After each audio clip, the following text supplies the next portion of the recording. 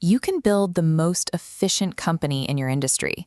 You can hire top talent, optimize your supply chain, and lock in your daily operations until they run like clockwork. But if you only look inward, you're missing the biggest threat to your survival. It is a common trap. When you run a mid-sized business, global geopolitics and macroeconomics seem disconnected from your daily reality. It is easy to assume that because you cannot control international trade policies or global interest rates, your time is better spent focusing strictly on next month's sales targets. That inward focus creates a massive blind spot. It is the equivalent of tuning a high-performance sports car to absolute perfection, only to drive it straight into a hurricane because nobody bothered to check the weather forecast. To protect what you've built, you have to adopt an outside-in mindset.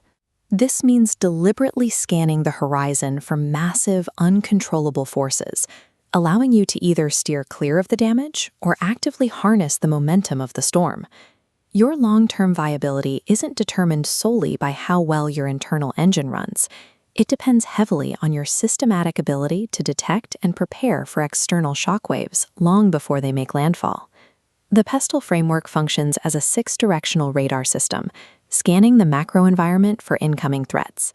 It allows leaders to map the uncontrollable forces that exist far beyond the walls of their own office. Let's start with political and economic forces. A single government policy shift or an unexpected interest rate hike from a central bank can instantly increase your borrowing costs and erase your profit margins, no matter how much you sell. Look at the automotive sector.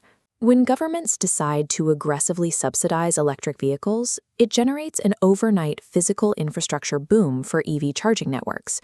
At the exact same time, it suffocates traditional combustion engine parts suppliers by rapidly shrinking their target market. Social factors move slower, but hit just as hard. As nations transition into super-aged societies, the sheer math of demographics dictates demand.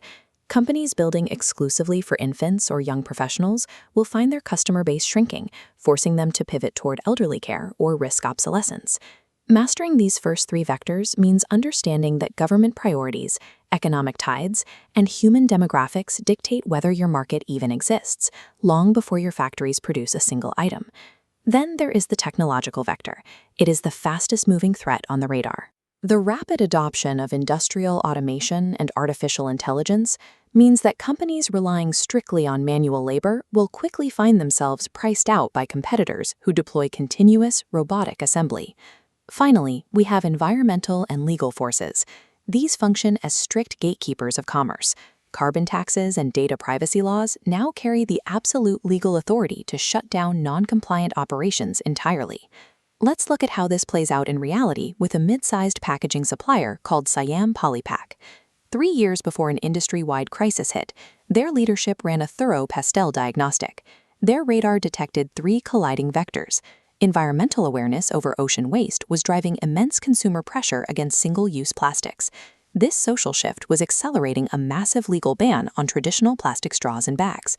Simultaneously, their technological scan picked up the early emergence of fully biodegradable bioplastics.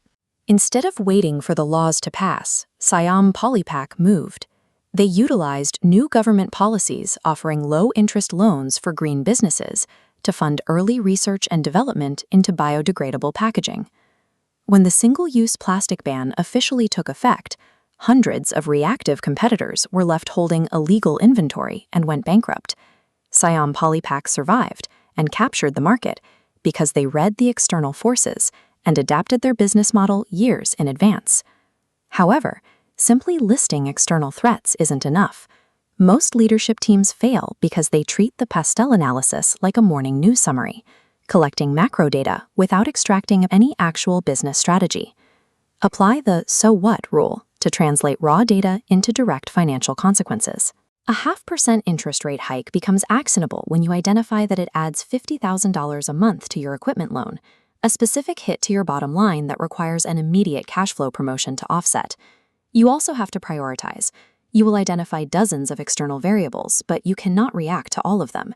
You must score each threat by its mathematical probability, multiplied by its potential severity, isolating only the highest risk scenarios for your immediate focus. And remember the absolute exclusion rule. Never put direct competitors into a PESTEL framework. This tool is strictly reserved for uncontrollable macro-environmental forces, not micro-level market rivalries. External data is completely useless noise until you force it through these analytical filters to produce a precise tactical action plan. You cannot control the trajectory of the global economy, the passage of new international trade laws, or the shifting demographics of your customer base. But by continuously monitoring these 6 vectors, you stop reacting to crises. Anticipating these uncontrollable forces lets you use them as momentum, propelling your business forward while your competitors are still caught off guard by the storm.